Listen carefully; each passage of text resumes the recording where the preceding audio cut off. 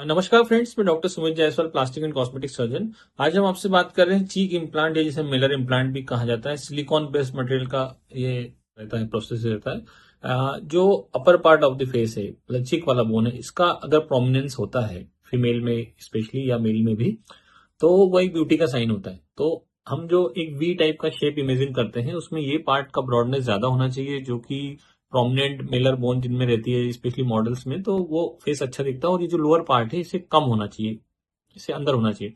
तो इस पार्ट को कम करने के लिए हम लोग कई बार बकल फेट रिडक्शन करते हैं, या एंगल ऑफ मैंडिबल को रिडक्शन करते हैं। अभी हम जो सर्जरी कर रहे हैं वो मेलर रीजन या चिक बोन को प्रोमिनेंस को बढ़ाने के लिए कर रहे हैं। कई बार उसमें फैट इंजेक्शन या फिलर भी करते हैं, लेकिन जो इम्प्लांट रहते हैं वो स्थायी रहते हैं, लाइफ लॉन्ग रहते हैं, सेफ रहता है, कोई एक्सटर्नल कट नहीं लगता है। जो प्रोसीजर रहता है जनरल एनेस्थीसिया में किया जाता है, कंप्लीट बेहोश करके करते हैं। अभी हम लोग जो इंजेक्शन लगा रहे हैं, इसकी वजह से जो पार्ट है वो नम हो जाता है, साथ ही ब्लीडिंग कम से कम होती है। इंट्राओरल इंसिजन रहता है, म्यूकोजा को कट लगाया जाता है, वेस्कुलर जो हीमोस्टेसिस है उसे अचीव किया जाता है।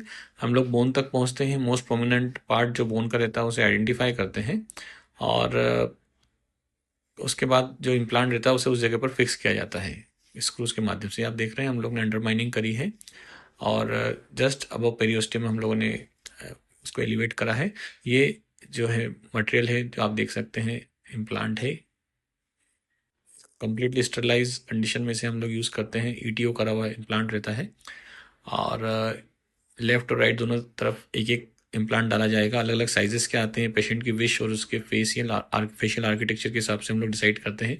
ये देख रहे हैं, हमने जो स्पेस क्रिएट करा है उसमें इम्प्लांट को रखा है, और फिर इसे स्क्रू के माध्यम से फिक्स किया जाता है। जो स्क्रू रहते हैं वो परमानेंटली वहीं पर रहेंगे, उसे निकालने की और फिर से सर्जरी करके उसको अलग करने का ज़रूरत नहीं रहता है।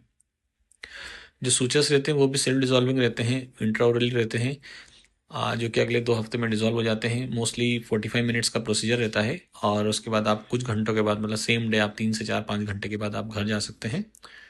थोड़ा स्वेलिंग रहता है, ड्रेसिंग रहेगा जो 3 से 4 दिन तक रहेगा। अगले दिन से आप लगभग सारी एक्टिविटी कर सकते हैं, कोई घर पर बैठने आराम करने की ज़रूरत नहीं रहता है।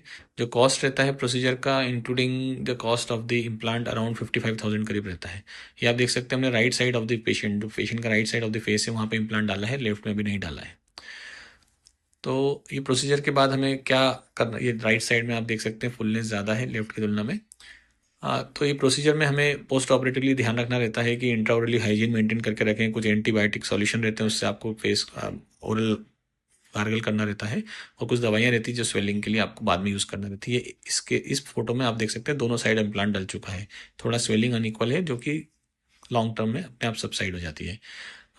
तो कुछ इस तरह का आपका लॉन्ग टर्म का रिजल्ट दिखता है करीब 3 मंथ्स बाद। जो लूज स्किन रहती है फेस की, वो भी उसमें एड्रेस हो जाती है, टाइटनेस स्किन में आती है, और fullness upper part of the face में आती है इम्प्लांट के द्वारा।